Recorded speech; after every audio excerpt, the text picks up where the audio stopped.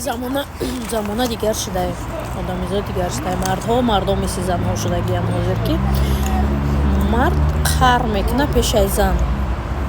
Марде ки пеш аз зан қар кард, вай лоиқи нигоҳи шумо нестай.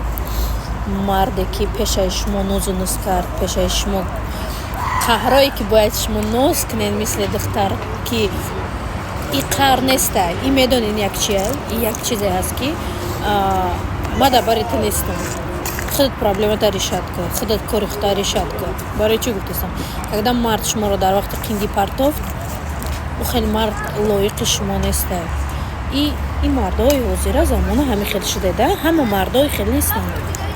Фақат ба хотири чӣ гуфтастам, ки ҳамин недавно маро занг задан, ҳамин як духтар ҳам хеле нақл кард, ки ман ҳамин барои хидмат лично фаҳмидам, ки мардо дар будан дар бари ту тайёранд, аммо дар бари зиндагии мушкилоте ки зиндагие ки ту дорӣ тайёр нестанд. Устуворона мардона дар бари ту наместанд.